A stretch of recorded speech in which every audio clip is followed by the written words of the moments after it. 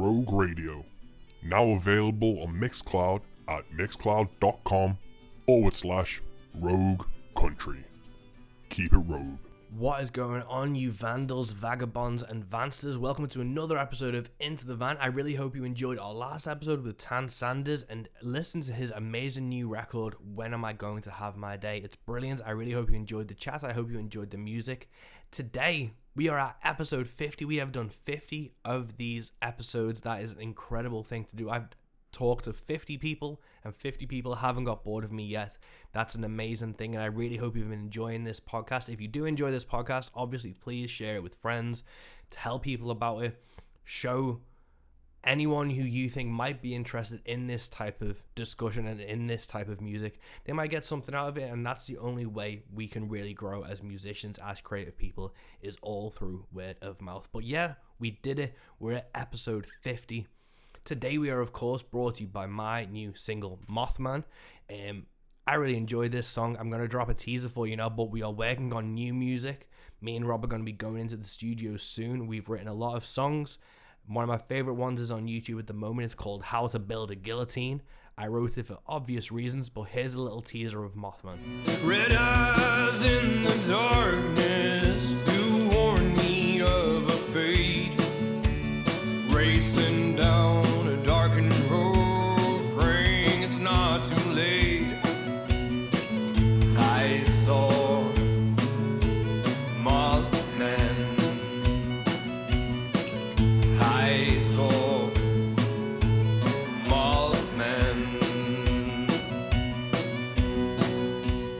And it's available on all streaming platforms. It's available on my website, mike333west.com. In the store, we've got t-shirts with Mothman on it. It's an amazing design done by Christian at Eating Alive Designs, who's a Liverpool local, who's a phenomenal illustrator. He also did the Bastard Country stuff. But let's get down to brass tacks. Today, for episode 50, this landmark episode, we've really scraped the bottom of the barrel to bring you this guest. Josh Beddis is a country musician from West Wales in Pembrokeshire, and I was trying to think of how I actually met Josh. I believe we first knew of each other and played together in Devizes down south in a songwriters round, and that was the first time I met Josh. And from there, we started chatting online, and just Josh was really the first person in the country music scene in the UK that I felt was on my wavelength, that I felt, got it, and was, he was putting the time in, he was working hard, he was working on his craft and writing these songs and wanted it just as bad as me. And that was something that was really refreshing, and I needed to see it in the UK scene because I felt so alone, which is a really sad thing to have happen. But since me and Josh first met and started talking, we built Rogue Country together in 2019. We expanded it into a radio show. We started booking gigs. And as we've started doing that, more people are joining the cause. More people are coming through. We've got a nice little group chat going on now, which is super fun. And I feel less alone in the UK scene. And a big chunk of that is down to Josh Beddis. Today, we're going to talk about the other month, or last month, he played with Sierra Ferrell in his sold-out show in Birkenhead, which was just absolutely incredible. He's got an amazing EP out, One for Sorrow. He's working on new music. I've heard teasers for it, and it's fucking phenomenal. And he's really going to be up there in terms of the who's who of UK artists very, very soon, and I can guarantee that.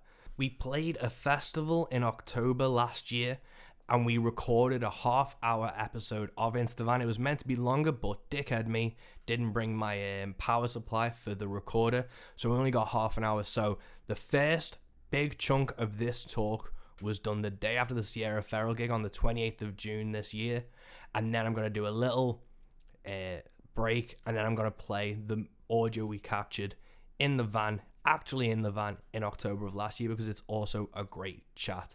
So without further ado, this is episode 50 of Into the Van with Mike West and Josh Beddis.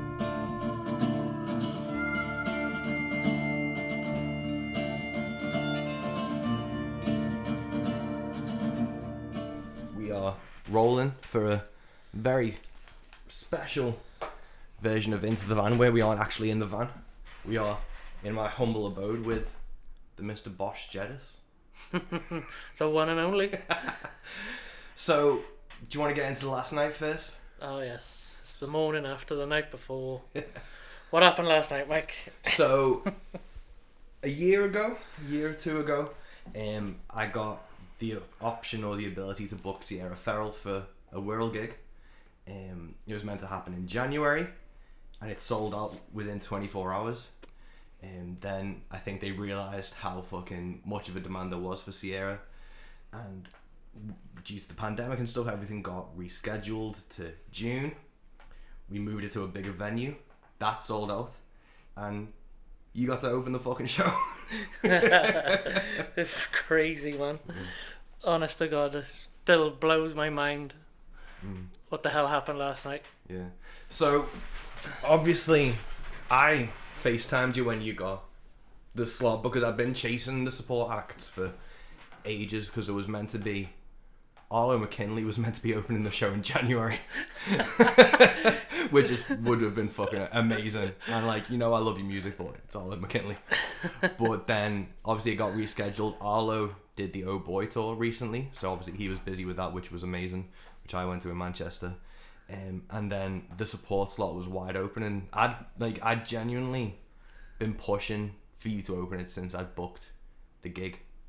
But obviously they had something in mind for January, and then when it came back to being rescheduled, I just fucking pushed for it even more so. And look where we are now. Yeah, look where we are now. Fucking hell. Yeah. So, obviously I FaceTimed you on, I think it was the 10th of June. Yeah, I was in work. I was milling around in the van. I was like, incoming call from Michael West.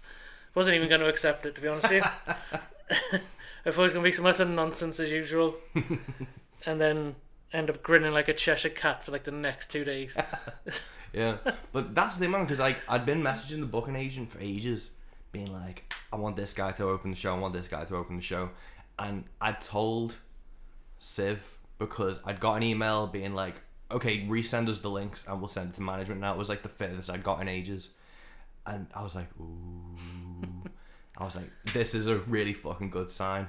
And then I was driving to download, and I got the email about it, and I fucking was like, oh my god. Told my dad, I had to like tell my dad the entire story beforehand so he could also get excited for us. And then I was like, FaceTimed you, and it was so fucking cool to just like be able to do that, because what I want to do with Rogue and what we both want to do with Rogue is platform UK artists. Yeah. And the only way I think UK artists will be able to succeed or make a name for themselves in the UK is for opening for American acts. So to get a UK artist like yourself in front of a Sierra crowd is fucking insane. Yeah, we don't have that legacy they have over No. there. We don't have someone to pass the torch. We don't have the same means of networking on the scale that they do over there. So I think you've hit the nail on the head. 100%. We need to start getting people on bills with these guys. Yeah.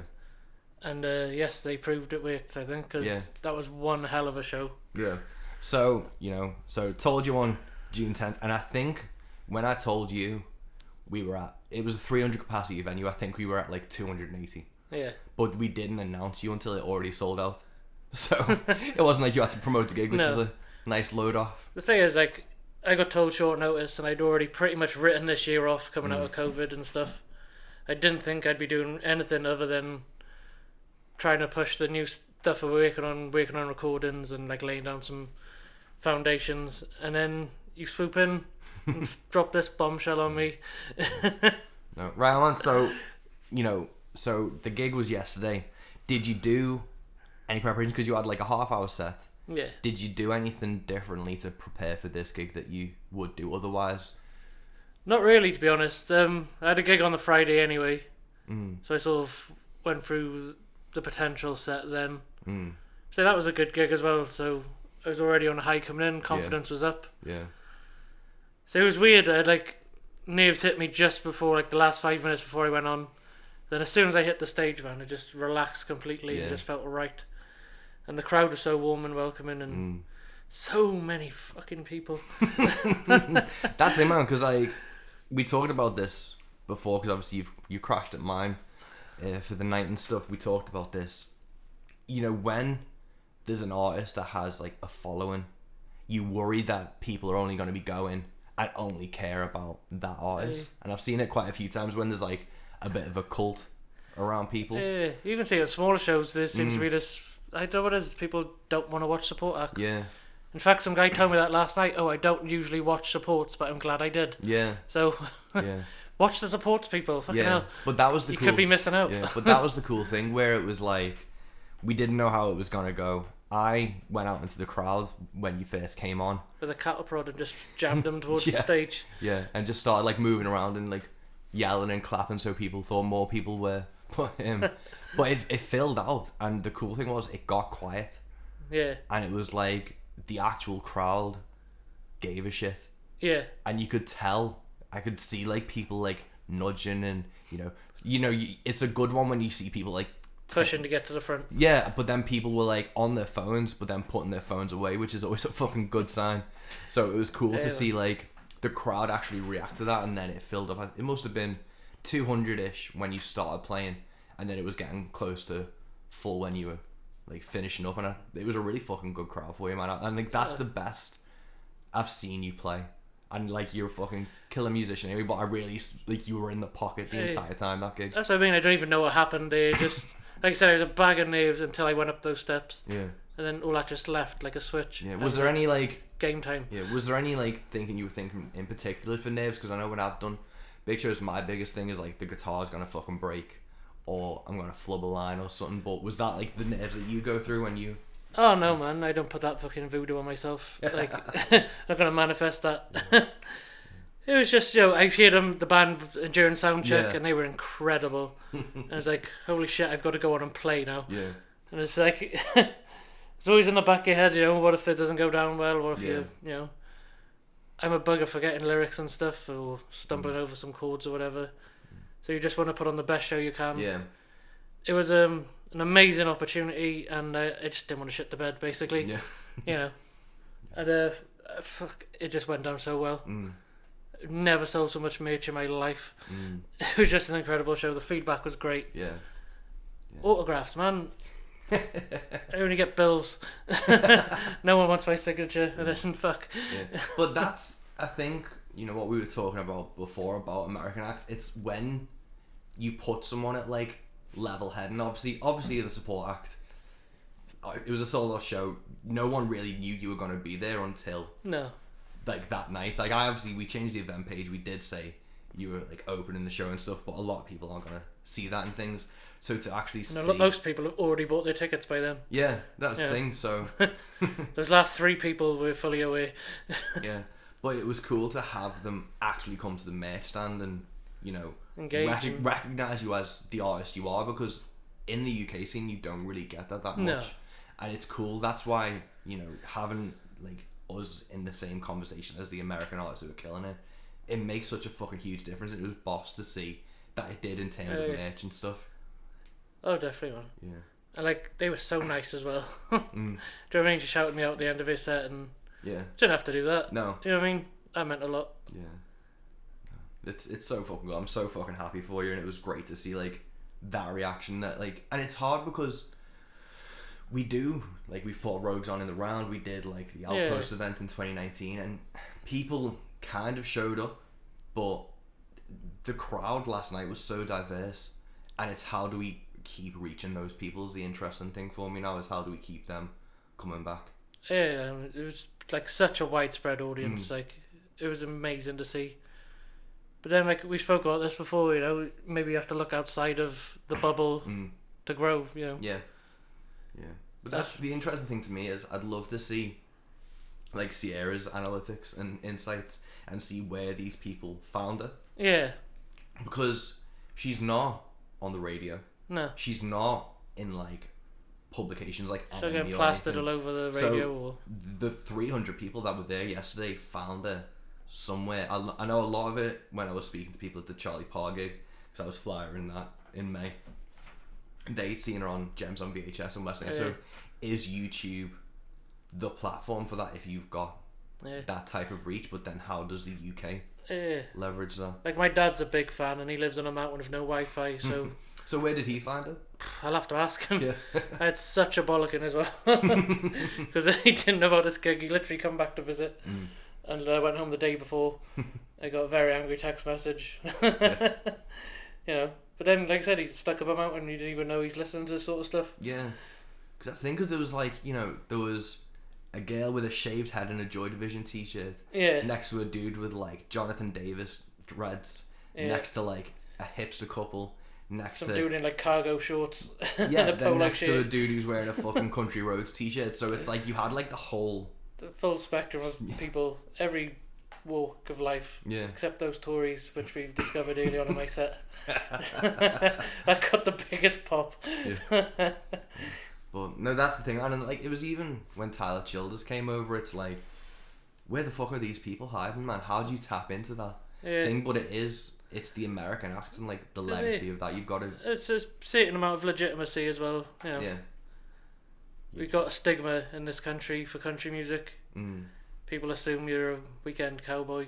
Mm. And it's maybe a bit cheesier than what they want. Yeah.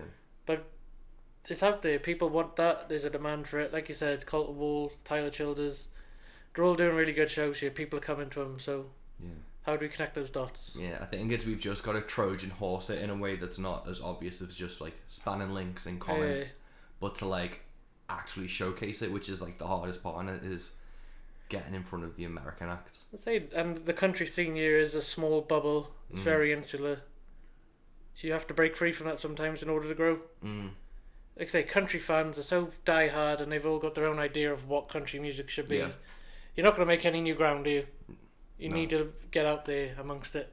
Yeah, that's the thing, man. It's like, I was reading that I found Alan Cackett's articles online the other day, and I've been reading them, and he was writing about The same problem. the problems in the 70s. Like, this was like an article from 1980 written in the 70s, and it's the exact same issues 40 odd years later. So it's like, it's crazy that it's stagnated for that long. Yeah, man. Like I say, if you've got a vested interest, a lot of artists book clubs and stuff like that. Yeah. And they do a circuit and they can earn a full-time living from that. Yeah. So they're not going to want to rock the apple cart in order to grow the scene. Yeah. Because it's become very insular, very central to what they're doing. And you have to spread your wings and get out. Yeah. Say rock bars, man. Yeah, rock bars. I've always found rock bars to be like the better place because Did on Friday, so open-minded, so welcoming. yeah, They appreciate good music. yeah. I think like because rock fans, and like obviously as a rock and metal fan, you have like you love fucking AC/DC, and then you'll go to like Johnny Cash. Yeah. Then you go to like Robert Johnson, but then you'll go to like Led Zeppelin, Sabbath, Metallica, and you have like, I think a metal and a rock fan does have a wider scope of music, while a country music fan, stereotypically and for the most part, is like, I will listen to George Jones and people that sound like George Jones, and that is country music. And Or then I will listen to Keith Urban. yeah, and then someone will be like, oh, well, I listen to Keith Urban and like, post 2000s, like, and that is my country music. And there's everyone's like dying on a hill for country music instead of embracing the spectrum. And obviously, like, we give pop country a lot of shit, rightfully so. But I don't even think we do that. not anymore. But No. I think like we don't give it the time of day that like No, it doesn't interest because me. it's not our thing. So at least we're open-minded up to that point, because that's got such like a massive push. Yeah. Fuck, we don't need to do anything with that. It's the other side of the spectrum we need to do. But a lot of people plant their flag on the pop country side of things and then dismiss everything else. While like rock fans will give more shit a chance. Yeah. They say they're there for the music. They appreciate artistry. Yeah. The amount of times I feel I didn't think I'd like country music, but this is great. Mm. Do you know what I mean? Yeah. It's the image of it as well, man. I think that's what puts off. Maybe it's like a British thing, but I think the Americanized, like super American image, like the patriotic. But I think that sort of crowd would appreciate the honesty as well and storytelling. And Yeah. Yeah. They say they're not going to like pop of any genre, are they? Yeah. But at least with something like this, they can be more open-minded and take it in. Yeah. So they've always done quite well at these sort of events, and it's a way to grow, I think. Yeah, no, definitely. I think this is because if you look at how American artists get established now, they work the small honky tonks and the small bars and stuff for a while, but then they'll stick their head up the parapet, and it's kind of like 5 degrees of separation. So like someone will get the attention of like a slightly bigger act, then that slightly bigger act will get the attention of another bigger act, and it all boils down to basically, I think 80 to 90% of the major country artists we know and love have played with Willie Nelson or Chris Christopherson. Yeah. And that's like the type of legacy that we don't have in the UK, where No. you don't get to see artists get brought up to those bigger venues by bigger artists, because there's no bigger artists in the UK to go through. No. It used to happen back in the 60s, you know. But things have changed. Yeah, that's the thing, man, because I've got a record downstairs from Phil Brady and the Ranchers, who was like a Liverpool country artist back in the day. He opened for Buck Owens. He opened for Willie Nelson in like the Liverpool Empire and shit like that. He opened for fucking huge American acts. But So people sort of took it to themselves, and that's where it died. yeah, and we just don't have that type of legacy. So now we need to, you know, Sierra's coming over, get a UK artist in there. Nick Shoulders is coming over, get a UK artist in there. But we're not reliant on the existing thing. We're sort of trying to create something new. And I think that's the way forward, to do it yourself and just... You got to try new, like, what's the alternative? Yeah. A lot of people moan that nothing's happening, nothing's coming, but unless somebody gets it in their head to take it upon themselves and try, at least try to do something, then nothing's ever going to happen. Put that energy into doing something. Yeah. Yeah. Yeah. Takes a lot of energy to be negative. Turn it around, do something about it. Because that's like, Rogue Country came from fucking, you know, we weren't getting a look in on the established UK scene. No. So we were like, fuck it. Yeah, man. And we did our own thing, and we bypassed all those things. And, you know, I think we're doing okay with it. Been pretty good. especially after last night, we've done alright with it. But I know what you mean, man. Like, my first single, I fretted about not being country enough because it's quite softer than what my other stuff is. And then the first review I had on it is, oh, this is far too country, won't get any sort of mainstream play. Like, I fretted about that, man. I was so worried it was going to be too pop and no one would like it on the country scene. Yeah. Only to be told it was too country and it's never going to work. Yeah. But that's the thing, man, because when I started out, I tried to, you know, get my name in front of the right people on the UK scene. Yeah. And I was headbutting a fucking wall for like 2 years. Until, you know, I kind of like, we met in 2019.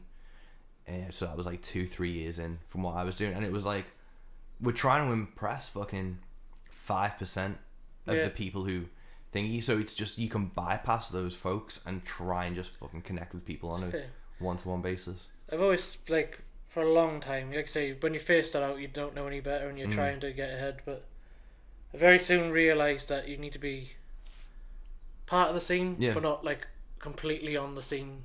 Do you know what I mean? You can be involved with it, but don't make that your whole career. Yeah. Because you just got nowhere to go from there. No, and that's, even if you look at the biggest names in the UK scene at the moment, they aren't. No. They aren't fucking touring regularly. They aren't like breaking, you know, international markets. They aren't touring big venues. So it's like, what are you actually achieving from doing it? Exactly.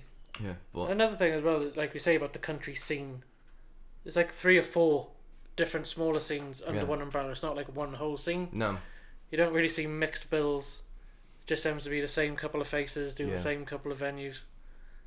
And how do you expect to grow and draw new people in if you're only catering to the given crowd? Yeah, no, totally, man. It seems to be like just 50 fans and it's just passing the same 20 quid around each other. Yeah, it's crazy. Yeah. But, you know, so if we travel back from the sold out show with Sierra Ferrell, that was last night.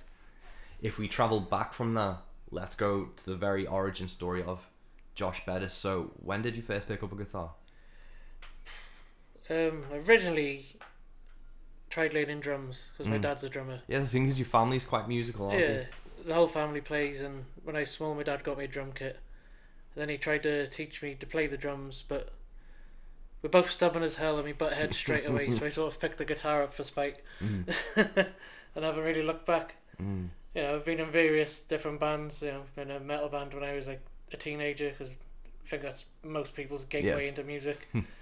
You know, fresh out of school, playing some heavy and loud stuff with your buddies. Yeah, I took a bit of a break then for like a couple of years. Couldn't get anything going, and nearly give up on it. And then I auditioned for a soul band.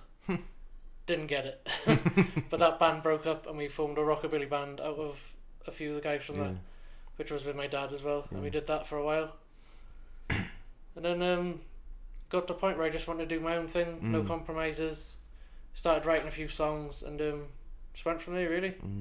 Was it I haven't actually been at this solo act for very long. No. If you discount COVID, it's not been that long, has it? No, 2 like years of just 2 stalling. years out and 2 years at home. Yeah. But was country music what you listened to? Like, did you get brought up on it, or was it like more the like rock side of things when you were younger? So my dad was big into soul music and rockabilly and stuff like that. But I spent a lot of time at my grandparents' house. Yeah. And I always remember my granddad to be pottering around the kitchen, pulling old mowers apart or like fixing watches. Well, I say fixing, he just pull them apart. And it'd always be country music on in the background. You know, Hank Williams, Don Williams. But he was a big Charlie Pride fan. Yeah. Marty Robbins, and that was always in the background. And I think it just sunk deeper than I ever realised. Yeah. Cool. I wrote my first song after my nan passed away, and that was the first one I released. And What song was that? at the end of the day, Oh yeah. yeah. Cool, man. I remember writing at my kitchen. I wasn't even, planning on recording it, and then a few other songs followed, and started hitting open mic nights to try them out, and just went from there, really. And was that kind of like that song? Because obviously you did the rockabilly band. Was that the thought process of like obviously doing covers, being in bands that like you enjoyed doing, but it wasn't like? Did you feel it wasn't a true representation of what you wanted to do? Yeah, like I said, when I started writing these songs, it was very different. And I enjoyed it. We had some really good fun. We did some fantastic gigs, and they were a great bunch of guys as well. They were a lot older than me, so I learnt a lot from doing it. Yeah. But it wasn't 100% me, even though we enjoyed it. But you got to do what you love, and I'm passionate about country music. Yeah. No, that makes sense, man. It's one of those things, and like, obviously I play a fucking bastardized version of country music. But what you do, I really fucking, I've said this before, and obviously because we met January 2019 at Devices in the round thing. The Ameripolitan Club. Yeah. I really enjoyed your songs then, and then you had one. When did you release One for Sorrow? That's a good question. I'm terrible with That dates. must have been mid 2019, because I don't think you had it at the. No, I think it was after that though. Yeah. I didn't have it. They had the songs ready, Yeah. but I don't think it was released till like later on. So I'm terrible with dates. I don't remember nothing. Anything to do with numbers, my brain goes blank. But that's the thing. Like, obviously, I do my weird thing. You hear people kind of doing variations, but what I really enjoyed about you is like the same thing. It's like because like this is like British country music, and it's like most like almost traditional, neo-traditional sense, and that's why I thought you were a really good pairing with Sierra, because she's got that like country jazz you just sort of mix type what thing. you love. You take your influences and mix them all up and see what comes out. But with her stuff being like on like the Western AF and Gems on VHS channels, a lot of that is more like the traditional sound and stuff of hers. Yeah. So if that's what the crowd first listened to, that's why I thought you'd fit really fucking well with this. Yeah. So I've taken it back to those Gems days with just acoustic guitar. And, Yeah. But with One for Sorrow, so you recorded the 5 tracks on that, and when did you go into studio? Because obviously COVID's kind of fucked everything up. Yeah. When did you start going in for the new record? We started just after the regulations started getting a bit easier. Mm. Then we stopped because we went back down. Then we started again, and then we stopped, and then we started again. Still ongoing. My brother's rebuilding a studio. He's just upgraded everything. Yeah. So we're just waiting for that to get plumbed back in before we can get back to work on that. Cool, man. And how many tracks have you got down so far? I think we've like half finished about 7. Yeah, I've sent off for different session weeks on some songs. Nothing's completely finished yet. No. And how many are you looking at doing for the record? We're literally recording everything. Like every song that isn't released, we're doing. Yeah. So we're gonna do the album. There's gonna be some singles. I might put like an EP out if something fits together. Wow, man. But we're doing a lot. I'm just trying to build the best possible album out of that. We're looking to get one of my new songs out straight away, just because I really like it and I think it's relevant. Yeah. And went out really well last night, which is a good indicator. Yeah. Yeah. But yeah, man, we're gonna record the lot and just see what happens. And Cool, man. Because like, it's got some fantastic guys working on it. yeah, that's the thing. Because obviously we've talked about like the One for Sorrow. is a great EP, but you think this new album's more representative of your actual sound and Oh, definitely. you. But what was the process behind, like, was it writing One for Sorrow that you realised these songs, like, that you wrote after that were more you, or what was what was your thought process when you realised? I never wrote One for Sorrow as an EP. Mm, I wanted to record an EP, and those songs were the oddballs of the bunch. And I also thought they'd work better stripped down because I didn't have a big budget. Most of my money went on the recording process, and couldn't actually afford like session musicians or anything like that. So they were a bit more of a folky edge to them, which works, I think, better stripped down. And I also thought it'd be a good chance to showcase like my voice without putting a load of production on. yeah. So a lot of factors went into that EP, but so it's always been my dream to do a big full band country honky tonk album. Yeah. And like I said, we've got some fantastic players on it, and I don't give much instruction, so I like to see what they come up with. You know, I chose these guys for a reason. Yeah. I'm not going to micromanage them. Just I send them the tracks, tell them to have fun with it, and it's been a great process so far. You know, the mandolin tracks we had back within an hour. They just, you know, and he had a good guitar track as well. So, and Stephen Hicken Jr. is on the steel, and he's just absolutely just above and beyond every single time. Just because he's enjoyed playing on it, he likes the songs, he believes in the project. Hope he doesn't mind me saying that because I'm sort of speaking for him at the minute, but that's just how it's been. It's been fun, good fun, like friends working on a project, and I've been very, very lucky. They're all talented guys, and I'm really excited to start getting stuff out. Wow, man, and it's just mainly like the drums and your brother and stuff that's the final piece in the puzzle, really, to get those laid down, and then a few more session musicians to get them rounded off. Or We've still got some guide tracks to do. We're almost up to date with the drums and bass, so we do it in sections, see how the feel of the song will go before we send it off to the other guys. So like I'll do my parts, and then we put rhythm section in together, so we do drum and bass at the same time, so they can sort of vibe off each other and get a groove in, and then it'll go off like for lead and flowering up. And sick, man. so I got lots of little unfinished projects ready to just put the finishing touches on, but you have to get plumbed in and back on the road.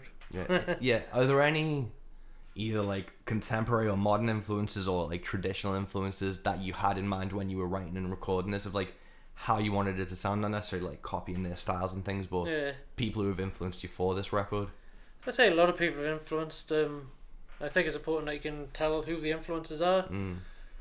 How many times I'm a big Johnny Cash fan, and then they'll play Mr. Brightside. I think it's important to look back and then bring it forward. And say there's so many brilliant modern acts now that are doing stuff that I really appreciate and like. You know, like Jesse Daniels, you know, Sierra Ferrell, Hannah Winneater, Nick Shoulders, Vincent Neil Emerson, Joshua A. Walker, Charlie Crockett. I wouldn't say the influence of records as such, but we do have like a book of references from like classic acts and modern acts that sort of inspire the production side of things when we're mixing and stuff like that. And you know, there's certain tones or licks, and just like I said, looking back and paying it forward. So. No, right on, man. And do you have an idea of when this is going to be finished, or when you might have a single release date for the new one you want to do? I don't know how long we're going to be recording, so like I said, it's been ongoing for like pretty much for the whole of lockdown at the minute. Hopefully when things are back up and running, we'll just smash it out now, because I know everyone's super keen to get to work on it. So yeah, as soon as we can get back to work, hopefully we should start having something out this year, hopefully. Not in a rush though, like I said, we're trying to build the best album we can out of what we've got. And just see what happens. No, that makes, I don't like structure or rules or anything like that. Or time schedule. No.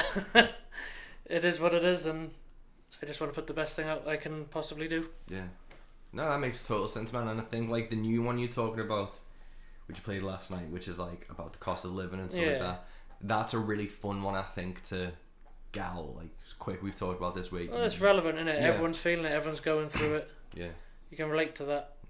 And yeah, man, it's important to talk about these things.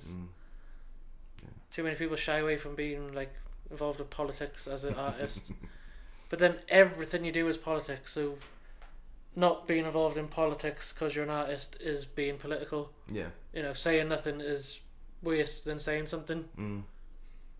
Yeah, no, totally, man. It's probably like if you don't want to rock the boat, that's probably the most political move you can make. Yeah. you know my fucking stance on it. Like you have a voice. Yeah. You know, look at all your heroes. They were outlaws for a reason. They didn't take shit. They didn't bite their tongues. They said what they meant. You know, be yourself. That's all you can do. Yeah. You need to build a genuine connection with people, and they're not going to do that if you're blowing smoke up their ass. No. And if you somehow for some reason make some people walk out of a gig at a biker bar, that was brilliant. Made my day. I don't care what those guys thought. Yeah.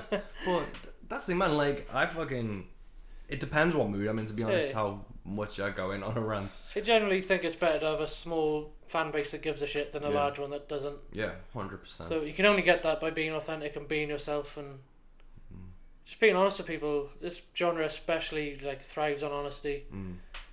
Faking it till you make it is bollocks, and you know it might get you a bump to start with, but eventually people see through it.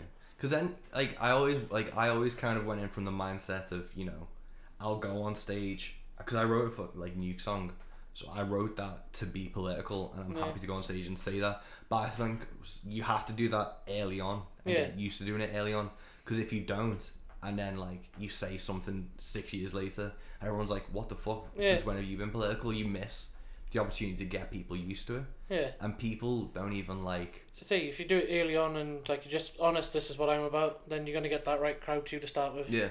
Like I said, it's not gonna be a shock, and no one's gonna get offended because they know that's what you're about. Yeah.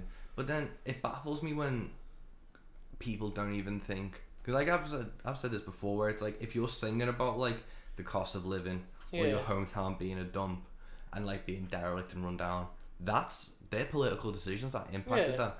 I remember I talked at Charles Willie Godwin on the podcast, and he has songs about like his town being in ruin, and we talked about it. We didn't, you know, call out fucking the Republicans or the Democrats who were running it. No. We were just talking about how it's a societal issue, and people were commenting on it's an observation, like it's happening, it's relevant. You can't just pretend it's not, because you might get a few extra streams. Yeah, but people were commenting being like, I didn't expect this talk to get so political so fast. It was like, he has a song about like people building furniture on the side of the road to try and get jobs. Like, what? How is that not? Yeah, how is that not relevant to what you're talking about? Yeah, it's crazy what people are. That song's come from somewhere. Yeah, he hasn't just plucked it out of thin ears. Yeah. But, it's fucking crazy. But you know, going back from the recordings, so you've been doing this for 4 years, roughly now. So 2018, 4 or 5-ish, something like that. You started off with open mics. What was like the first reception when you started playing these like folky country songs at open mics? To be honest, most open mics near us has got like friendly people that attend them. They're always supportive of each other. So I've always had a lot of encouragement from people. Doesn't work necessarily well in like pub situations, but there are certain ones I will do. Again, as an artist, you should be self-aware and like try not to put yourself in these situations. Yeah, you got to try and put your best foot forward. You know, I've had this conversation with bookers before, and when we play like a sports bar, it's not going to work. Nobody's getting what they wanted. The audience won't be happy. You won't be happy. You're not putting your best foot forward. Yeah. So be self-aware and just do yourself a favour, innit? Like fucking hell. Yeah, there's a difference. You don't have to do every gig just because it's offered to you. No, there's a difference between paying your dues and just playing shit gigs. Yeah. Say if you've got bills to pay and you need to do some shitty gigs to pay the bills, then fair play to you, like. But that's the thing. If again, most people will change their set list to suit that. Yeah. And they say read the room in it. Yeah. And then from open mics, what do you think or consider to be like your first like proper gig outside of the open mic scene? Do you remember it? I told you about this earlier. One of the first ones I did, I got booked in between like 5 Elvis tributes. You want somebody to sort of break up with it. That's a lot of Elvises. So I did went up and did a half-hour set. Also did a St. Patrick's Day set, which was like a mixture of Irish songs and like my own. So I used to do a lot of Irish folk. So yeah, those are like the early days. But say I didn't have many songs and I just wanted to play my own music, so I take support slots, or I'd book somebody else alongside with me, or do festivals or showcases where you didn't need to do a lot of material just to get experience. And going from a 5-piece rockabilly band to a solo acoustic Mm-hmm. was a hell of a shock to the system. Yeah. Like, I remember going up my first time doing it, thinking, oh, this would be easy. I've played for like the last year or so, and getting up there and just feeling so alone and exposed. Yeah. You suddenly get up there and you realise, like, fuck, there's no one else up here. Yeah. Everyone's sitting and watching because it's acoustic. Mm. So that was a shock. It took a long time to get over that sort of nerves as well. Whole different beast. Yeah. No, it's crazy when you go from, because obviously I was in like a metal band, to go from that to a solo thing was just like terrifying. To be like, oh, so I have to sing properly, not scream, and I'm not fucking hiding behind tons of distortion on my guitar. It's such a shock to the system. That's it, man. Like, if you're doing those sort of gigs as well, you sort of hide behind the sound. Yeah. You create this wall of sound, and if people are actually listening to every note you're playing, like, listening events are crazy. Yeah. People will just sit dead close and steer you out, and you don't know if it's going well or not No. until you finish the song. Yeah. And then from, you know, the Elvis five Yeah.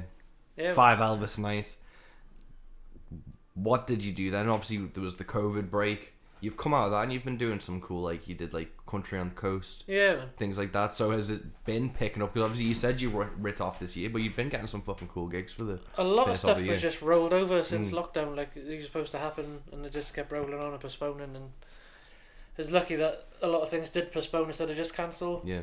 But say venues are closing and stuff, so lucky still have the gigs they have, and then they've managed to pick a few up since things have packed in. But say it felt a little bit like starting again, but then all of a sudden it changed, and things feel different this time for some reason.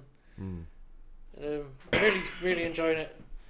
Like most musicians during the lockdown, I felt like quitting a bunch of times, and you know, the first one was easy and everyone at home and productive. Oh, we're gonna be so productive, and I was writing songs and practicing. And then fatigue hit in. I got sick of fucking looking at the car. I didn't pick my guitar up for months. Sick of scrolling the internet. Didn't really get involved with much music at all. But then I think being in that situation for so long just fatigued the more people out, you know. Yeah. So I had a little rest from it, and coming back fresh. And Yeah. like say, things are happening and it feels good, and done some pretty cool shows already this year. And looking forward to seeing where this is going. Yeah, man, I think the fatigue got real because, you know, because 2020 we'd been talking about for Road Country, you know, doing a radio show, Yeah. looking at more online stuff. Anyway, it was a weird thing because obviously the podcast kicked off in 2020. We were looking at the radio show and stuff, and then it was, oh shit, we have to go digital. Yeah.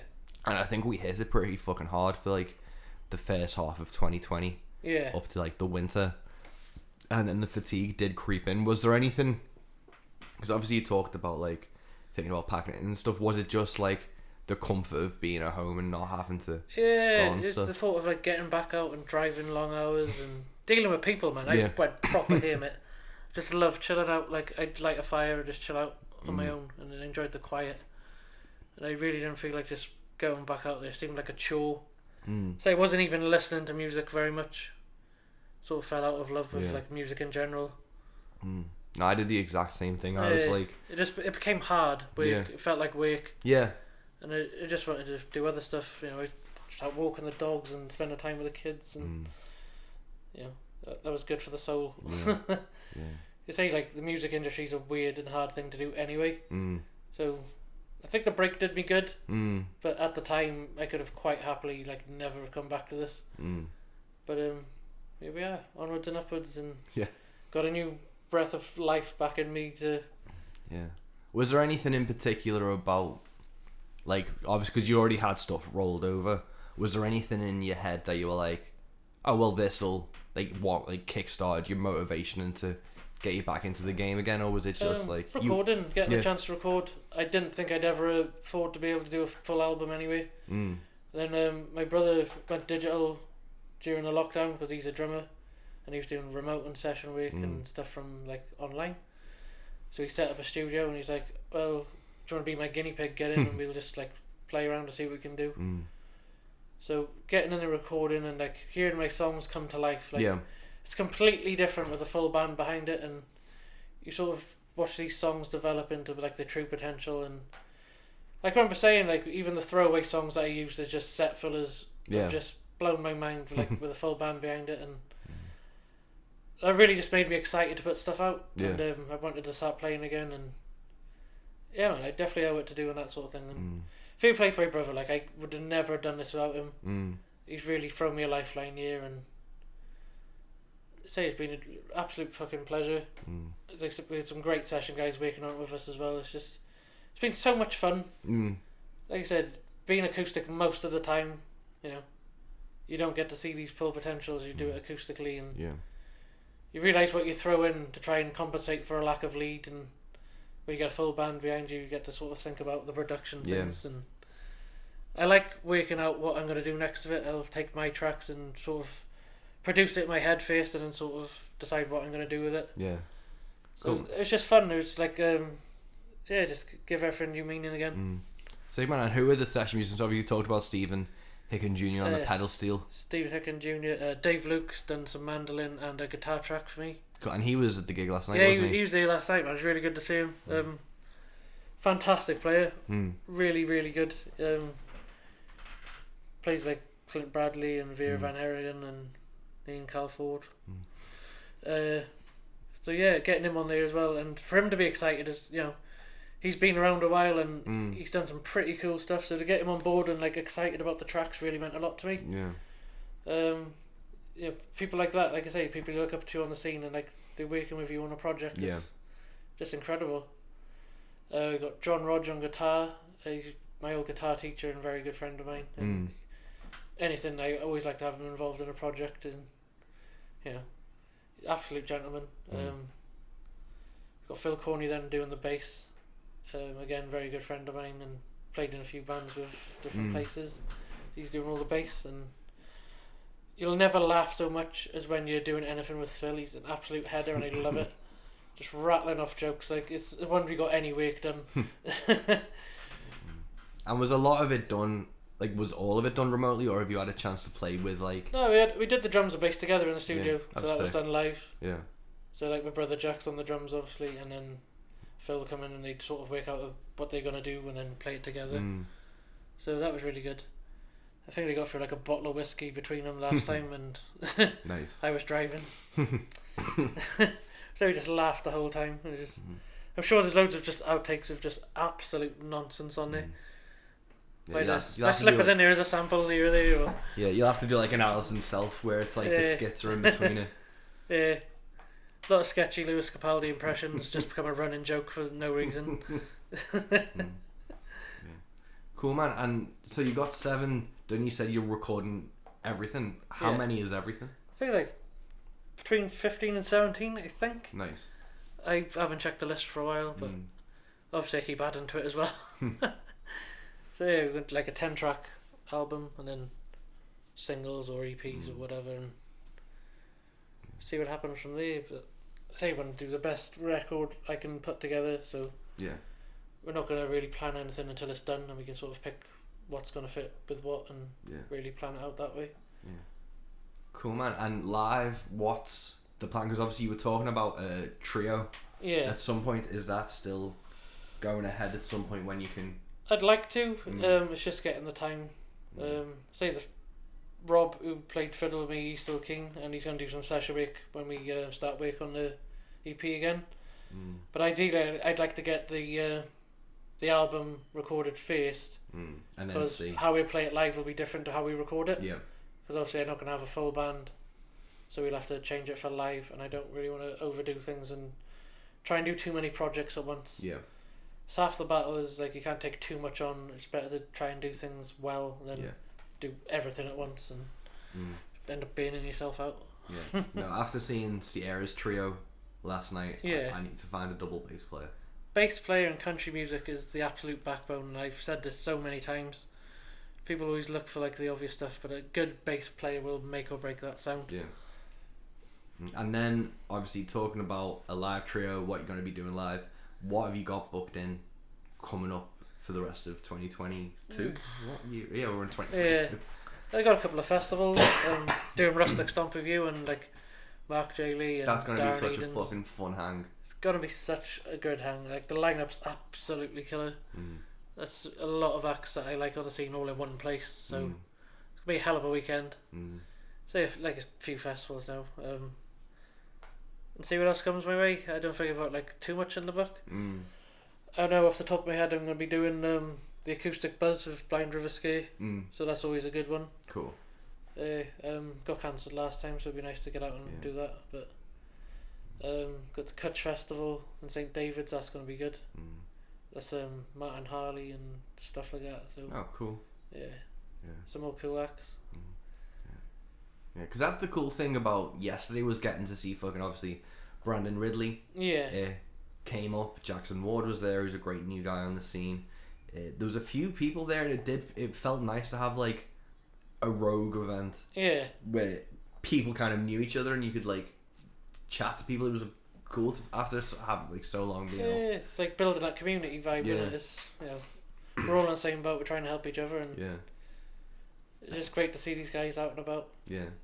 No. And as a fan, first and foremost, like what a show. Yeah. Like as a fan of the music, my set aside, like getting to see that masterclass. All super talented multi-instrumentalists and Yeah, the sound check alone for them was insane. Yeah. And I felt bad for you having to follow the sound check. Yeah. That's why I started getting nervous, man. They were so good, and I was like, "Oh, would you like to do yours?" Like, fuck. Yeah, the way they just broke into that 3-part harmony. Yeah, Well, no pitching, just straight into it, and so professional. Yeah. They say the fiddle player just came in and started jamming the guitar and then like wandered off again. It's like, the fuck. Yeah. They say they all play so many instruments and they all sort of swapped, and Yeah. it was a masterclass. Yeah. To see musicians of that level in Birkenhead. But that's the crazy thing, is fucking I booked this in ages ago, and I got pissed at the fucking amount of shit people were saying online.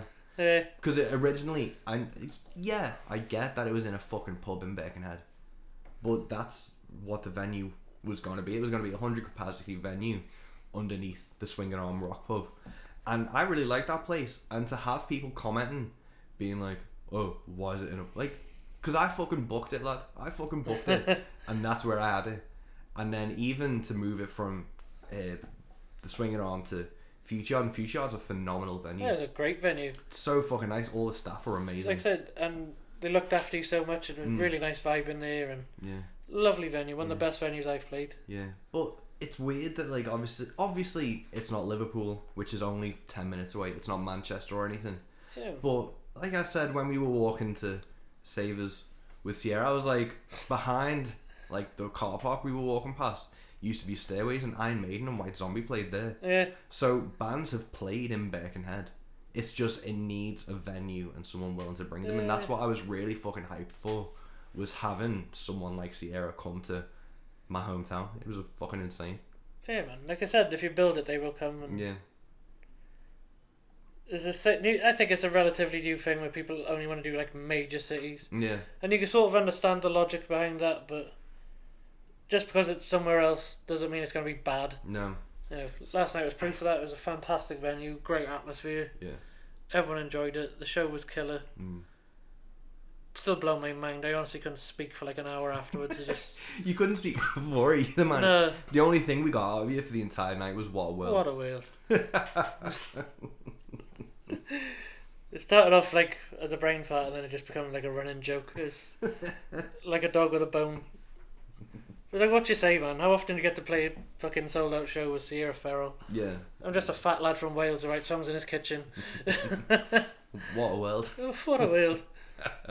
But that's the thing, man, and I wish more people would take not necessarily a risk to book American bands and stuff, but if you want someone to play your area, Yeah.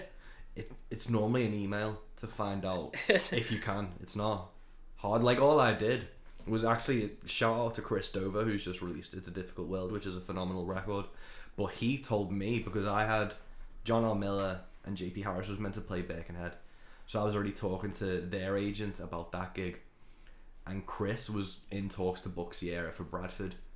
That fell through, but while that fell through, I was talking to them, Yeah. and they still wanted a Northwest date, so I happened to be that date. But all that was I sent one email to her booking agent being like, Like, all you can do is ask. Yeah. It's the way it'll happen. You won't hear back off anyone. Yeah. But normally, if someone's booking a tour, they want to fill them dates Yeah. and they want to get paid.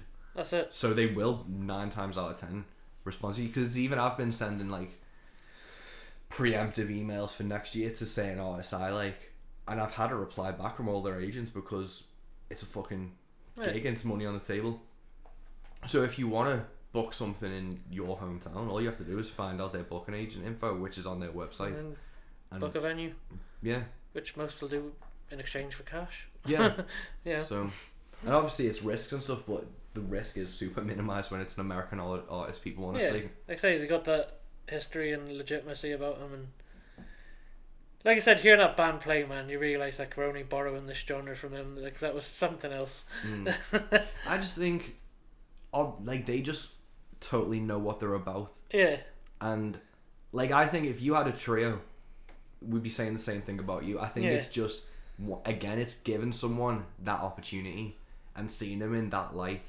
You go, holy fuck! Obviously, Sierra and her band is like lightning in a bottle, and it's not diminishing how fucking talented they are. She's But definitely at the front of our generation. Of, yeah, songwriters and stuff. totally, man. How fast she's blown up is a fucking, But then she's been at this for years. Like, Yeah. It appears she's come out of nowhere, but she's put a lot of groundwork in. yeah. Yeah. 'Cause I think it is like 8 or 10 years since she's been actively playing and Yeah. going for it, and it's in I think the first Gems on VHS video was 3 or 4 years ago. Yeah. So it's a lot of time and energy and effort has been put in on her. So she's fucking worked her ass off for That's it. another thing though, like you can't get down about things that are happening straight away. Everything takes work. Yeah. You got to work away and chip at it, and just because it seems like it's happened overnight, it fucking hasn't. No. You've got to work hard and keep at it, and so you'll have ups, you'll have downs, but you got to keep going to get anywhere. Yeah. But Sierra was fucking insane last night. That voice was just fucking nuts. A proper span me out walking around Birkenhead with Sierra Ferrell and going into Savers Yeah. to look for organic shampoos. Yeah. It's, Like, what a world. what a world indeed. But yeah, like that. I did proper laugh though. He's like, "Oh, you coming to see the sights?" And then we went to Savers. Yeah. This historic Savers is older than America. More than likely, but it is one of those things where if you book it, hopefully people will fucking show up with artists like that.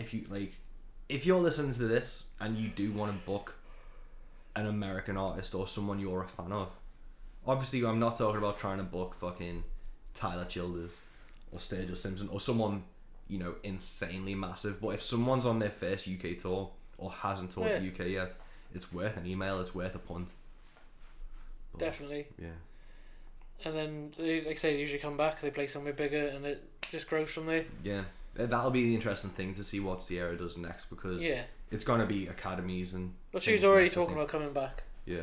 Yeah, that'll be. Obviously, I guarantee it'll be bigger next time. Totally, and we just need you on the whole tour support then. Ideal. That would be the dream. Yeah. Exactly. Cool. Well, we'll start wrapping this up because you've got a 4.5 hour drive back. Yeah, man. But have you got anything else you want to tell the people about that you've got going on? Yeah, man, I think we've pretty much covered everything. Covered everything. I said my brain hasn't really kicked back in yet either, so I'm sure there's something I'm missing, but Yeah. I'm too happy and content in my life at the minute to really pull that out my ass. Like, fucking hell, man, last night was fucking nuts. Like, it didn't sink in because obviously it's been on the books for so long that it was just like, is this actually? And then it was like when they walked on stage, Yeah. like I got fucking choked up because of like, it happened, man. It came together. Yeah. And like, I had that moment with the sound checks, like, holy shit, this is real. Yeah. This is gonna happen. Yeah, because we were sat in the dressing room and it was like, do you want to go for a wander? Like, yeah, and it was like, I think they're about to sound check, and we just fucking Gone. scarp it out. But yeah, man. Like I always say during my shows, though, you can follow me on Facebook, just don't follow me to my car.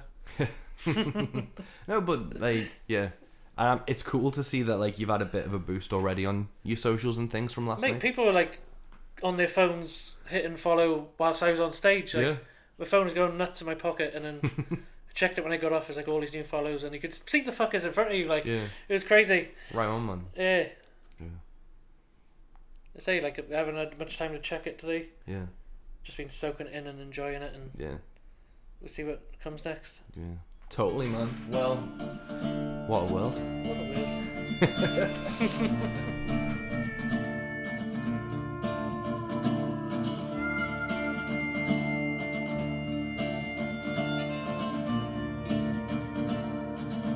My first real question is, how dare you? How dare you lure me into your van under these pretenses? No, man, it's weird. I was talking to, like, Phil yesterday. I was talking to John before, because this is only the third time we've actually met in real life. Thank God for that. 3 too many, some might say. But isn't it weird that, like, because we've known each other 3 years, 4 years? Oh, 1 a year, that's plenty. Don't want to spoil Max you. it out. But it's just weird how, like, relationships form over the internet, and, like, it's creepy in a way. Really creepy. Yeah. It's like stalking, but it's okay. Yeah, but it's like, because we wouldn't be talking to, like, Luke Hendrickson or anyone No. either if we didn't have the. It's a really weird thing now where it's like meeting strangers on the internet's a good thing nowadays. Yeah, man, like, look around that venue, it's like, I could see people from Facebook that I've never spoken to before. Yeah. And it's like, fucking hell, sure I know him from somewhere. And then, you know, you sort of picture it with, like, a filter or something on it. Yeah. Oh, he had cat ears last time I seen him. And yeah, it's weird. Yeah. But it's just weird to see, like, those relationships build, because it's like, obviously I've only seen you, like, this third time, but we talk, like, every day. Every day without fail. Yeah. In fact, my phone broke that week and everyone was worried. And like, you and Alex panic texted me, like, oh, are you okay? Yeah. Smash my phone, man. Yeah. That's the thing, it's just like if you go off the grid, but it's just weird how, like, in this day and age, those relationships, like, for myself and Alex, I've met once, Yeah, man. and that was very briefly during a festival thing, so we didn't even, So, I didn't know him really properly then. but again, like, spoken every day since. Yeah. It's mental, man. If you click with someone, you click. Yeah. And then there's also you, who I put I up just with. wedged myself into Yeah. it. Please pay attention Just to me, keep guys. showing up I'll like a- book gigs. like a tear that won't flush. But how do you think your gig went? All right, I couldn't I say have anything notes. or hear anything. No. So that was interesting. Yeah. There's sort of like a light in my face Yeah. and a buzz from the monitor. Yeah, there was a weird crackle on the monitor, man. I Yeah. don't get what it was, but I fucking... Couldn't hear the guitar at all. No. But yeah, no one threw anything. Yeah. So that's a win. No, man, from the audience perspective, you sounded as good as, you know, you can. They put like these spotlights on. You just see like individual faces one at a time, Yeah. and there was no one looked really particularly angry or No, man, Fed I think you had a good reception to it, but was there anything... Obviously, it's a 2-hour drive from yeah. here. How many gigs have you had since we came out of lockdown? That's a good question. I don't know. No. It's probably the most I've ever played locally. Actually, Really? I had a circuit of local gigs. Hmm. Normally I do like a couple a year because there aren't many venues that I can go play sad boy songs. But yeah, all of a sudden they've cropped up and there's new places that have opened during lockdown. Hmm. And they've booked me in for like a Wednesday afternoon or something, Yeah. and it's been really nice. Sort of knocked the rust off. Yeah. How have know- the local gigs been going? Like, have you started building more of a following in your home area? I don't know. It's hard to say. Like It's too early everything's to online tell. first, isn't it? Yeah. So like, unless you know beforehand who's coming Yeah. for you or who's coming just to be there. Hmm. But that's cool. Hopefully I'll have a couple more, some new places that have opened up. But yeah, it's nice to knock the rust off. Yeah. Obviously Manchester last week, Oh, shit, yeah. so that was a big one. Hmm. So got a bit of practicing before I got there. Is there anything you do for, like, gigs, like, practice? Is it just, like, you go through, like, a set? Like, do you have a set, like, written amount of songs that you do? Or is it, like, you have, like, a set, like, these are the songs I'm gonna play for these I've sets? Or Got You the just can't songs that wing I've it. written, and I will play until someone tells me to shut up. I don't write anything down, nothing at all. No set list, Yeah. no pre-planning. I just go by with a crowd. I usually start off with a nice, slow, easy one to ease into it. Yeah, Usually finish on a sad song, yeah. well, a sadder song. But yeah, there's no method to it. Mm. It's if they're up, they're up. If they're not, Yeah. just hold it back. It's interesting because I noticed you didn't have a set list today, so it's like you specifically. Was that always how you've gone into it, or did you used to write set lists? No, never. Really? I used to have one with the band, Yeah.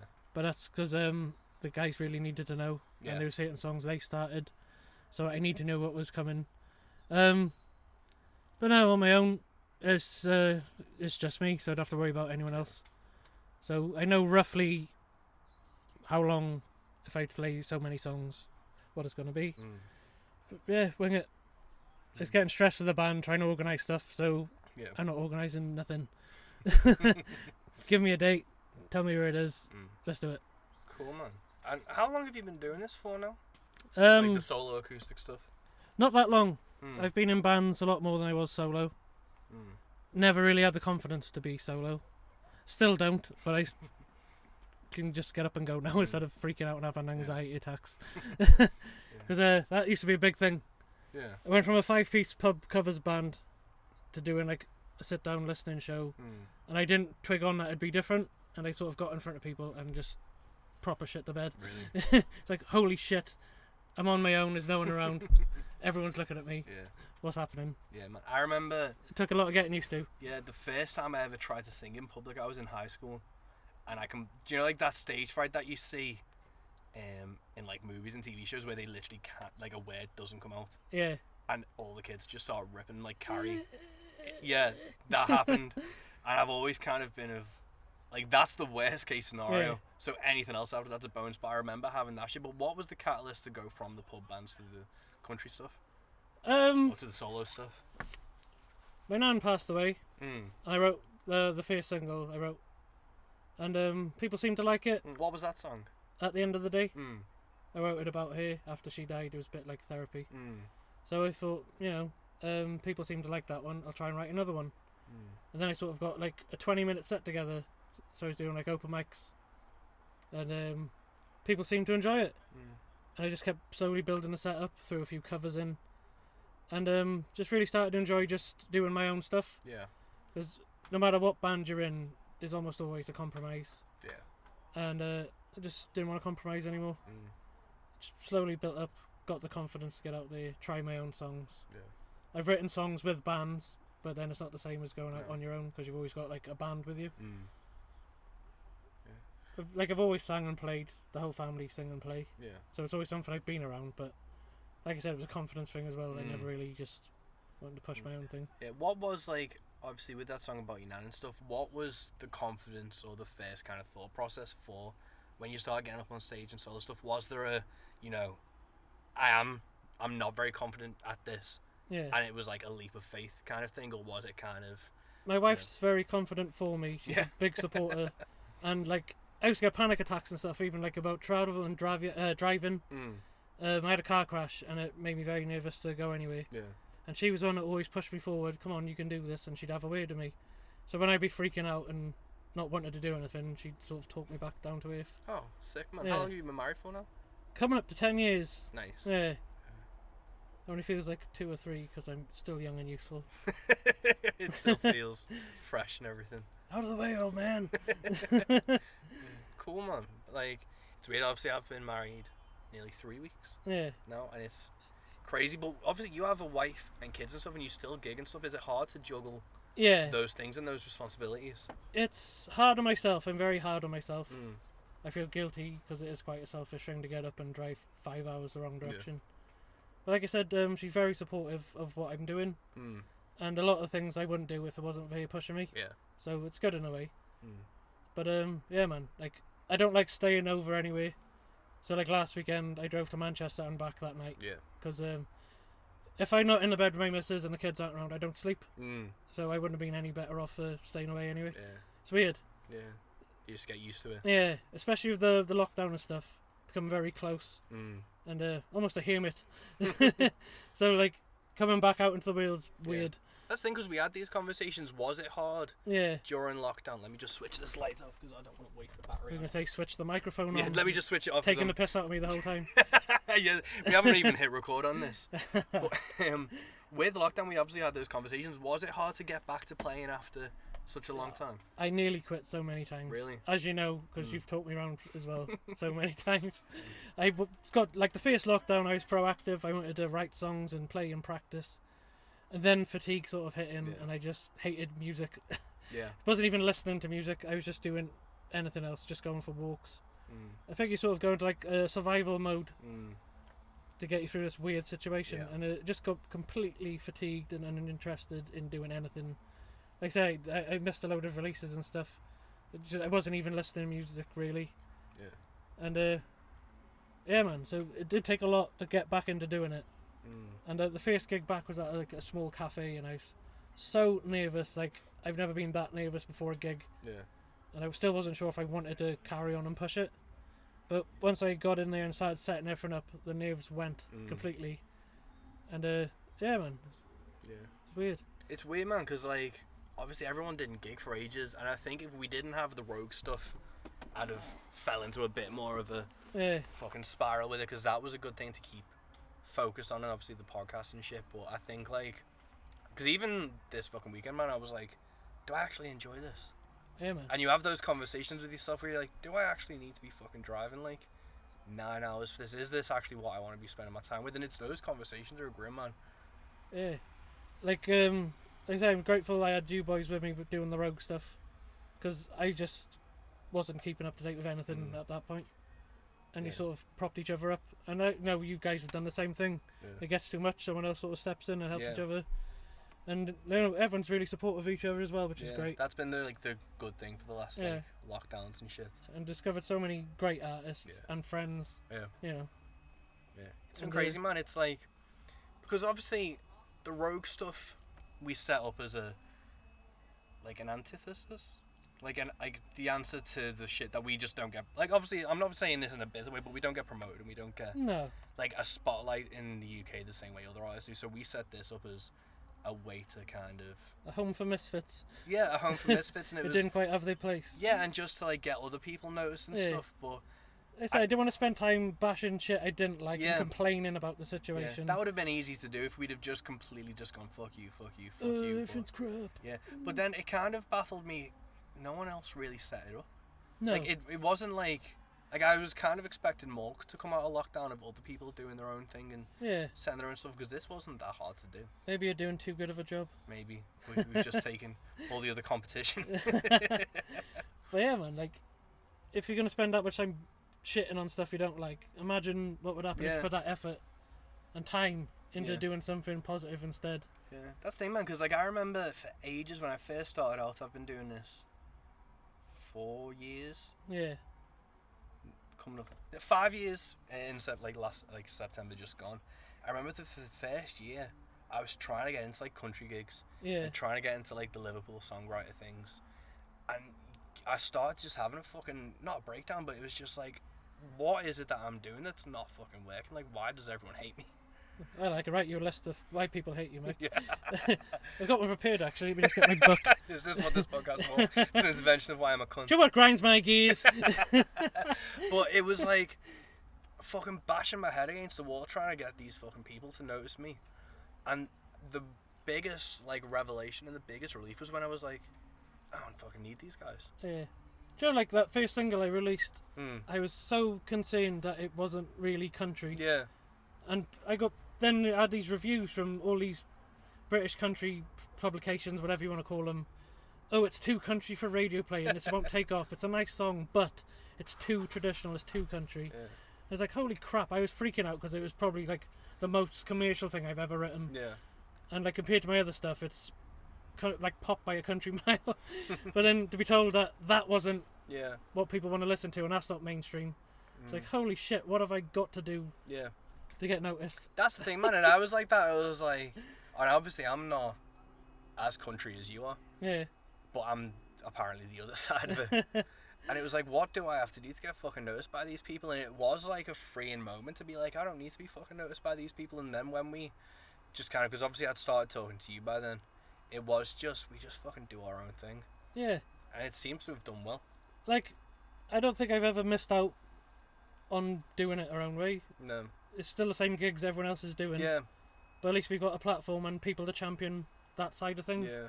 And there's other people who wouldn't necessarily have got involved that are now, like you see in the groups, Yeah. you know, being invited to songwriters rounds and stuff online, especially Yeah. during lockdown. It's just a good platform. Yeah. Like I said, we want to offer like a community Yeah. for that sort of thing. If there's a gap there and people want to hear it, Yeah.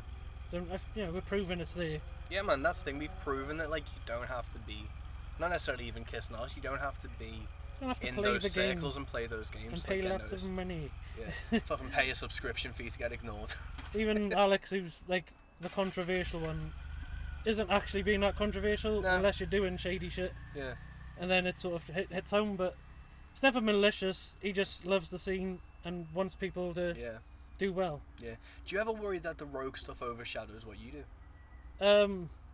Not really. No. No. I think it's two separate things. I try to stay, my end at least, very much in the background. Yeah. Because it's not about me, it's not about Yeah, you, it's that's- not about Alex. Yeah. So I don't think it really crosses over that much. Yeah. I've never been called a rogue or booked as a rogue. Yeah. So, yeah, it's just two different parts of the same Yeah. coin, I think. Yeah, I got introduced the other month as one, and it just kind of like... That's because you're from Liverpool and was riding a stolen bike. Yeah. Yeah, it didn't sit like great with me because it was like the whole point is so it's not our thing to push us. No. Like I'd feel weird if it was to just push us. It's the same thing with those gigs we're booking in next year. It was like I was talking to the booking agent. He was like, "Are you opening them?" And I was like, "I'm not that much of a dickhead." Yeah, man. Yeah. Like, I think that's the difference as well. We're not trying to make it about ourselves. We're not pushing ourselves any more than anything. We're not, dishing out awards to ourselves. Yeah, that's the thing. And stuff like that. Yeah, the biggest It's thing. about the music. The music comes first. Yeah, I think the most important thing was the conversation we had where we were like, we aren't going to do fucking awards and we aren't going to back this and we aren't Yeah. going to back that. We don't want it to be about the organisation. We want Yeah. it to be about the music. Yeah. And that gets forgotten about with scenes. Like, Yeah, it becomes a social club and the music's like tertiary. and then you sort of get into that gatekeeping sort of thing, Yeah. and the majority want a certain thing, and then others don't. And it's not about that. The music needs to come first. Yeah, If you haven't got the love for the music there, and you're not pushing the music, then what's the point? exactly. Man. You know. But let's talk about pushing you. How's the new album been going? Yeah, man, it's cool. But long time in the works, I think, Because when did you release One for Sorrow? Just before lockdown, properly. I think it was the October. Because I know when we did that gig in 2019, in Yeah, December, you had it then. So it was before then. yeah, but only just. I haven't Only really. just. I haven't gigged it much. Mm. So we've And got, how like, many years have- boxes upon boxes of EPs gathering dust. Yeah. How many years? So from when you first started like gigging as a country artist, Yeah, like how was it like 1 or 2 years since? it before you wasn't released- much. Yeah. No, I hadn't been still not on the scene long compared to some people. Like I said, a couple of years maybe before the. Well, obviously we've lost 2 in lockdown, or whatever. Yeah. So it was only like 2 or 3 years before that, Yeah. and now it's sort of like starting again. Yeah. But Except I got nicer shirts. with the new album, obviously you recorded One for Sorrow. Have you approached the album differently? Obviously you're bringing more like instruments and like a band to it. Yeah. but have you gone with a different mentality? I've always had this plan in mind. I knew what the singles were going to be. I knew what the EP was going to sound like, and I wanted to slowly build up to the album and show off the different sides of my songwriting style. Because there's a group of songs that don't fit with other songs, and they're all in different styles. Yeah. The EP was very much like more of the folky country end Appalachian sort of style. I wanted that very stripped back and rootsy, to focus on that sort of side of things. This one's gonna be big. It's got everything I'm throwing at it. Yeah. My brother was very kindly enough offered to record it for me. So I got offered a couple of really shitty deals at the beginning of lockdown Yeah. that just didn't work out. They wanted to own everything on the off chance that they would work with me. Yeah, man. It's baffling at this level where people are like Dragon's Den in it, where it's Yeah. like, I will give you $5,000 for 100% of your company. It wasn't even going to give me anything. It Yeah. was like, we want to own your songs, and the off chance we're going to work with you more. Yeah. And I showed my brother because he's a lot more clued up with the industry side of things. Yeah. And he's like, nah, fuck that, we can do it ourselves. Yeah, that's so fucking dumb. So we had no budget, no time scale, nothing set in place, no plan. And yeah, man, it's really going well. I can't believe how well it's been going. You know, we've got a couple of songs tracked out, guitar and vocals. Yeah. I've sent some stuff off to Stephen Hicken Jr., Nice. who's putting his magic touch on it. We've got a couple of stuff with the rhythm section put in now, ready to move forward with that. Yeah. I think I got like 5 songs to track. Cool, man. How many songs are you putting on this record, or how many are you planning on? We're going to record everything that I haven't released, and we're going to build the album from what fits the best. Nice. That's going to be 10 tracks, hopefully. Cool. And we're going to have some change then for some singles. Cool, man. Hopefully people listen to it. And with a lot of these songs were you writing during lockdown, or are they ones you've had for a while? The ones I've had for a while. Mm. I haven't written much during the lockdown. Like I said, I struggled for most Yeah. of it. But there's a few new ones in there. Some I've worked on more recently. Some I worked on during the first lockdown. Yeah, man. It's just been fun. Especially like, I do most of my shows acoustic. Yeah. So to hear it with a bit of backing and see it come to life. Yeah, it and, just adds a depth to it. yeah, there's songs we've worked on already that I thought were just filler songs for, I need 45 minutes of it. Yeah. Throwaway songs that I didn't really care that much about. And they sound fucking good. Does that change your opinion of the song then when you see it has more of like a Yeah. value to it? Definitely. Like I say, when you see it come to life and it's got this energy of its own, and it's not what you thought it was. Yeah. And it's like, I don't write for anyone else but myself. Yeah. So to hear it really take on a life of its own Yeah. is what it's all about for me. Cool, man. Okay, so new album. Yeah. What's been your approach? Obviously, you're recording everything, and you're going to see like what's the theme. But do you have like a theme or a goal in mind with the record? Not really. Like I said, we're winging most of it. None of this was planned or thought out. So whatever sounds like it belongs together is going to be the album. And then anything else be put out as singles. Try and gauge a bit of interest. So, yeah. Cool, man. I think it's better in a way, because I like to keep things organic. Yeah. Like, just sort of throw it at session musicians and see what they come up with, and not very, like, hands-on. Yeah, you want after specific melodies or anything, you want to see like what the collaboration is of it. Obviously, just produced it then, what we think goes where, and editing it together to the point where you're happy. Yeah. If Stephen's been really good, he sends us like 2 versions, and we sort of See build what Frankenstein's works. fucking song out of it. And with that kind of thing, once they've got that sent over to you, do you then start looking at what would fit better and maybe tweaking it there? A lot of stuff, like, I won't come up with what I've got in mind until I've heard my parts back from a fresh perspective. I don't know about you, I'm a bugger for like listening to what's going on while I'm playing, so I'll focus on one thing instead of the overall thing. Yeah. So like when we're doing the vocal takes, I'll do the guitar first and I'll time that in my head, and I won't sing or play, like, it'll do all separately. Yeah. Because if I try to do both, I won't focus on either. Yeah, it's hard, man. Like I think for the next album I'm gonna play both at the same time, at least with the scratch track, so I know what I'm doing. Because it's hard when you're just playing the guitar and you're so used to doing both. Yeah. I always like come in late, or I'm just like offbeat with it. I find them better though, because I'm not distracted by vocals or try to remember words. Yeah. 'Cause I forget everything. And then obviously we let it as we go. The good thing is we're not really tied down by a budget for the studio time. Yeah. So we've got room today to mess around with stuff and change things over and redo bits if we need to. So in that respect, it's pretty good. Yeah, and is there anyone that is like influenced on this album? Like, are there any artists that you've got in your mind where you're like, these people are specifically influencing this record? Not really. There might be like a certain sound you want for different songs. Yeah. So that's the only references I've really given the guys. Is I quite like the tone of this. Oh yeah, what stuff have you been sending over to them? I'm not telling you. It's the whole point of this fucking conversation. Nah, I thought you want to talk about my new dog. We'll do that after, but like... Yeah, like, we've got a Spotify playlist, Yeah. and it's got certain sounds and songs on there that I quite like. Yeah. But then a lot of it is up to interpretation as well, because I like to see what other people can bring to the table, because you don't want to be like too close-minded or tunnel vision. Yeah, so some really nice surprises, and then if I need to say, well, how about we try it like this? Yeah. Then it goes both ways. Like I say, I'm not like regimented in what I want and how I'm gonna do it. It's very organic. Yeah. Which I enjoy. I can't be too organised. I just don't work that well. If I was any good at that, I'd just stayed in school. And with the album and stuff, when are you kind of aiming to release it? Will it be this year? When or it's next year? done. When it's Yeah. done.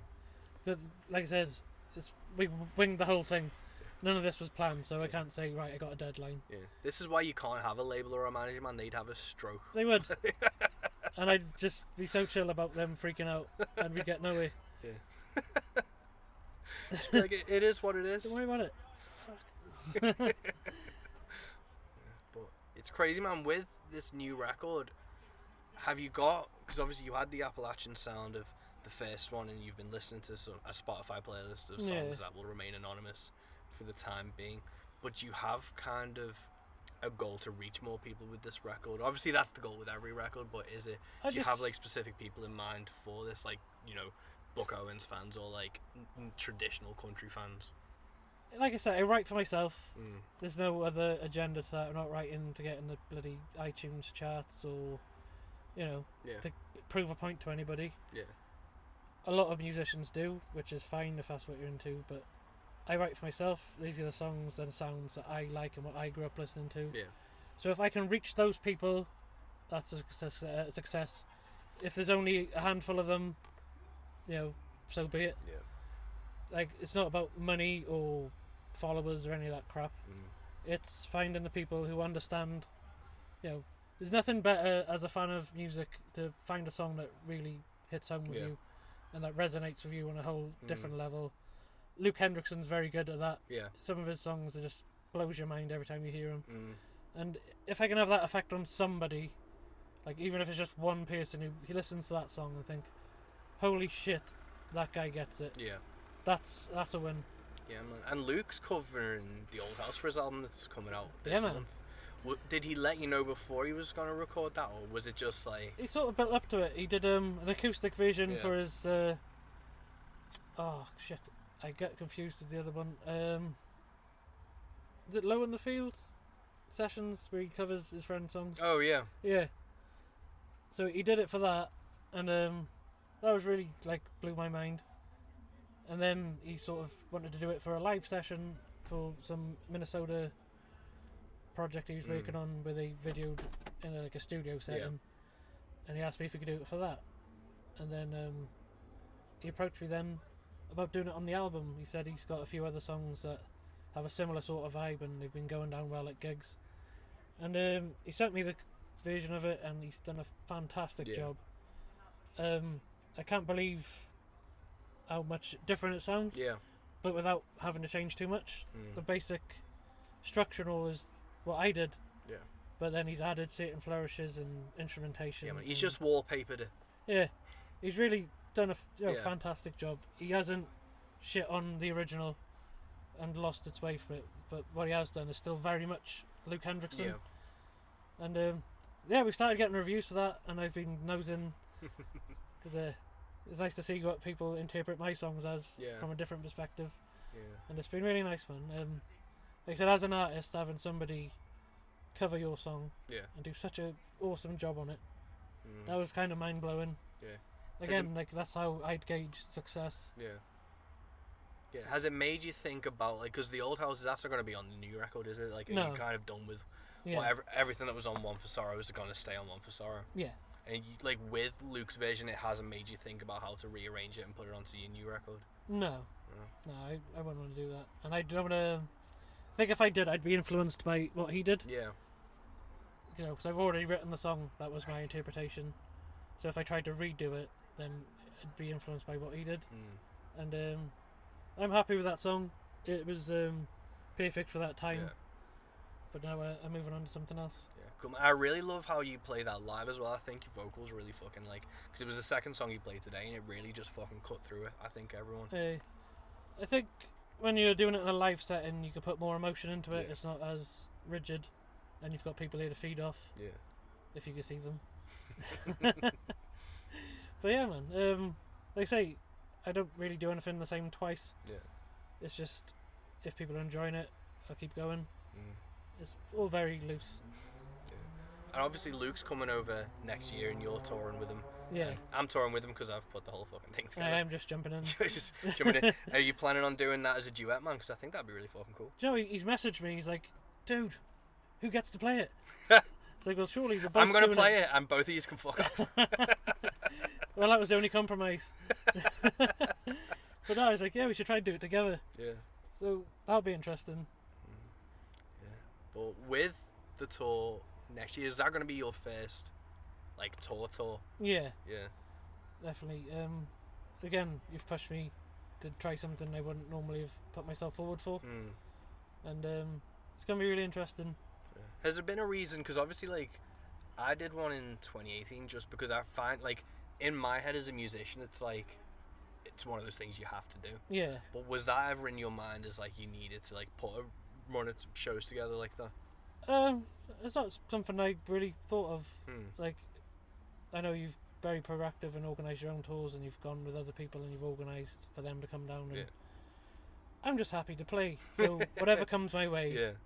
I'll either embrace it or I won't do it. Yeah. And this is a great opportunity.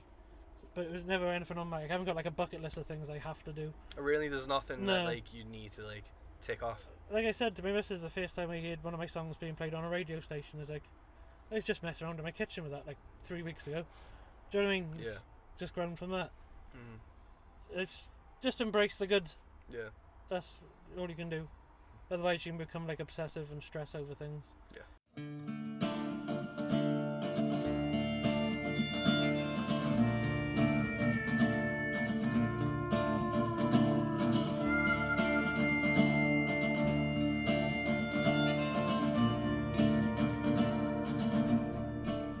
And that was episode 50 of Into the Van, Into the Bag with the mighty Josh Beddis. Please go check out his EP, One for Sorrow. Get ready for new music, and he will be playing in a town near you, I guarantee it. Until next time, folks, keep supporting the things you love, keep listening the way you want to listen, keep loving the things you do, and until next time, peace.